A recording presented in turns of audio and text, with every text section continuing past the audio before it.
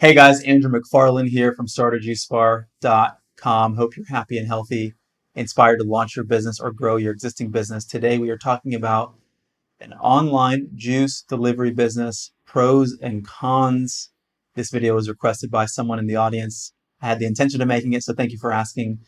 So you're going to want to stay tuned to the end. A lot of helpful and insightful information is going to be jam-packed into this video, so stay tuned. But before I dive in, if you're new to the channel and you don't know who I am, and you don't know what we do, over the last decade, myself and my company has had the pleasure of supporting hundreds of entrepreneurs all over the world launch and scale successful juice concepts, acai bowl businesses, smoothie shops, trucks, and more, as well as running our own businesses in this sector. So all the information on this channel is coming from this wealth of experience. Early invitation and request to press the like button. Thank you for your support. It's obviously going to expose this content to more people, which is going to make the world a healthier place. And early invitation to subscribe to the channel. If you're not subscribed yet, push the notification bell. That way you get alerted anytime we release new content. Now, without further ado, let's dive in.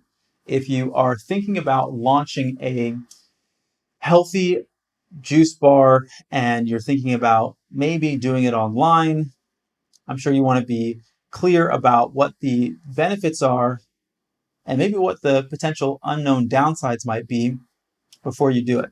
So like I say, and I just want to frame this entire conversation, there are many different ways to launch a juice business. Now, it's not to say that one is right or wrong. Some of them are going to have their upside. Some of them are going to have their downside. It's up to you to become informed to make the decision that what is right for you based on what kind of entrepreneur you want to be, what your financial goals are, so on and so forth. So it's become a trend nowadays as consumers are ordering more online, which is a beautiful thing, that more juice entrepreneurs are starting online businesses. Now, this might happen one of two ways, right? You might retrofit your garage to become more compliant and build out a kitchen there so that it's compliant with the health department. And then you might market your product online, sell to people locally, so on and so forth. Or you might get a commercial kitchen where you rent commercial kitchen space by the week, the month, hourly, or so on to prepare your product for your customers. Now, what are some of the obvious benefits to starting an online juice business? The one and the first one that's most obvious is it's less expensive than starting a storefront, or in most instances, starting a truck. Okay, so that's one major benefit. Two, there's less, oftentimes, and I should say that there's caveats to this, so I'll break it down a little bit more, but less responsibility, right? If you don't have a long-term lease, there's a benefit there. If you're making juices from an approved kitchen that's connected to your house, then you don't have any rent to pay. You're paying your mortgage, or maybe you are. Obviously, if it's not your home, you probably wouldn't be modifying it, but you're probably paying your mortgage. Maybe your home's paid off, who knows? But you don't have an added expense. Whereas if you do go to a commercial kitchen, then you have to pay rent, like I said, by the hour, weekly, or monthly. That being said, if you do have to retrofit your house, it is going to be somewhat of an investment to get your kitchen and your home compliant by the health department. But overall, that being said, there's usually a lot less responsibility that you're going to have on a month-to-month basis financially. When you're running a smaller scale business, that's one reason a lot of people get into it, is because they don't want to have the responsibility of payroll, rent on a regular basis, just the complexities of ownership, right? So that's a benefit. Now, I'll go back and forth some downsides, some pros and cons, but what are some of the downsides as it relates to this as well? I've said this in other videos. If you haven't watched my video about starting small, when you run a small business, it's kind of a paradox, because on some levels it is easier, right? Because you don't have all this responsibility of managing a lot of people. But at the same time, if you don't have a lot of people, it can be hard to grow your business, and also hard to have time to do other things in your life and in your business that will help the business grow, because you don't have people to delegate to, right? You become a one or two person team, maybe three people. And with that kind of team, you can only do so much. Okay. Now, sales is going to be the thing that dictates all of this, right? So if you have a kitchen in your home that you've retrofitted, hopefully it has enough production space for you to grow your business in somewhat of a substantial way. Same thing too goes if you rent a commercial kitchen. But on top of all of that, you have to be aware that when you're starting a small scale juice business, delivery business online, I often ask people, and this is the first question I ask is, one, do you have competitors in your environment? And two, what is going to make your business different that's going to make your customers order from you as opposed to the juice bar that they already are aware of that has a storefront? Now, you may be in a situation where you have no competitors, in which case, good for you. You're one of the few people who's in an environment where there are no juice bars. But if you do have competitors and you don't have a clear distinction of what's going to make your business unique, then you're kind of fighting against, it's kind of like David and Goliath, because people are going to trust oftentimes a business more that they can walk into, they know the owners, or they can at least talk to the owners, they know where the product is being processed. They can still order from this company online, so they still have all the benefits of an online juice delivery business, but there's a lot more brand trust because people will be familiar with this company. Versus for you, if you're just strictly starting online, you have to work against that, right? And I mean, you have to compete with that. And also knowing that your website, your Instagram, your online marketing, these are the only ways people are going to know about you. Word of mouth as well.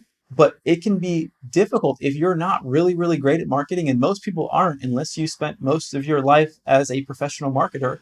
Most likely you're not very great at marketing. And I know people who think, yeah, I'm good at marketing and I know how to do this, but there's levels to everything, and understand that being able to post on Instagram and do hashtags is sort of the bare minimum. Being really, really great at marketing, it means understanding how to target people, how to create compelling offers, how to do that consistently. And that takes a level of acumen that most people don't have. And so when you have a storefront versus an online juice delivery business, your storefront does some of the marketing for you. Your online juice delivery business, like I said, people don't find you unless you're really, really great at marketing. And I often say too that what you save in rent with a storefront, you end up investing in marketing. Okay. And so there's that. The other thing too that a lot of times people don't think about, which is somewhat of a downside when it comes to online juice delivery businesses, is that it can be difficult to learn and to iterate on your product development. Because if you aren't in a store where, let's say, for example, a customer comes in, you make a smoothie for them and they're just not happy with it. And you say, you know what, I can remake this for you. What didn't you like? Oh, it was too sweet. No problem. We'll remove the dates or whatever it is. When you're delivering something to someone's home, they often don't sit there and drink it in front of you. And they don't tell you if they don't like the product. They just don't order from you again. And you don't know why. So it's very hard to figure out, because if you think you've got a great product, but guess what? Most of your customers think it's just okay. You may not know that, and people might not order from you again. And now you don't know why. So sometimes people don't really understand how important it is to be able to be in close proximity and to be in touch, as they say sometimes, like to have your ear to the ground, to really know why people like your product or don't like your product, to know that your menu is going to evolve. Now, if you're someone who's really in touch with your customers, maybe you can communicate with them and get past this. Then you have to think about, okay, how do I get to scale? Because the other element of this, if you have an online delivery business, the fact that it's easy for you also means it's going to be easy for other people. So there's something we call in business low barriers to entry. Now, having low barriers to entry in any business is sort of a paradox. It's good, but it's also bad because it creates more competition, because people can start this business easily. And now you've got a bunch of people doing the same thing and they just drown themselves out, right? Whereas with a storefront, because it's a little bit more difficult, not everybody can do it and not everybody does it. And so that, for that reason, when you have also the real estate of having a storefront, people don't generally want to open it close to you or next to you. So there's somewhat of, they call like a moat in business. It's something like a protective layer, a protective mechanism. So I think, like everything that I talk about, it's not about saying, should you do it or shouldn't you do it? It's about knowing what the pros and cons are and why it might be right for you and what your goals are. How much money do you plan to make? What is your 1 to 5 year plan? How long do you want to be running a business online? Why are you doing it this way? Because I talk to some people who say, oh, I'm doing it this way because I have a full-time job and I want to do it part-time. And I don't think this is a great idea, just to be honest, because I often say that part-time commitment creates part-time results. And if you want to grow anything substantially, you have to, if it's not you, you have to find people, whether it's a management team or other individuals, to commit to help you grow your business. Otherwise, your business will stay small and you'll say, oh, I couldn't grow it. And the reason you couldn't grow it is because you couldn't invest time and energy to grow it. So understand that if you're going to start an online juice delivery business, Make sure your branding is phenomenal. Your website is phenomenal. Your product images, your customer service, your marketing strategies, everything has to be amazing, because most likely you're competing with other businesses that have a leg up on you because they might have storefronts in your environment, and you have to figure out why someone is going to order from you as opposed to the storefront that they know and they trust and that they can walk into and modify their order if they need to. So if you need support with starting your online juice delivery business, happy to help you. Reach out to me personally at Andrew@StartAJuiceBar.com. Happy to discuss that. Hope you liked the video. Press the like button if you have any questions or comments. You know where they go in the comment box below. Couple of final announcements. Follow us on Instagram at StartAJuiceBar. There's special giveaways and content that we only exclusively post there, so be sure to follow us on Instagram. And then lastly, if you like listening to podcasts, we have a podcast on Spotify and on iTunes, the Juice Bar Experts Podcast. Easy to find there. Until next time, wishing you guys a lot of success. This is Andrew McFarland with StartAJuiceBar.com. I will see you soon. Hope you guys have been enjoying the video content. If you are inspired to launch your juice business, but you're not exactly sure what steps to take, for you, we've created a free ebook, 15 Steps to Starting a Juice Business from Scratch. This is going to give you a high-level overview of everything you need to do from where you are now all the way to opening your business.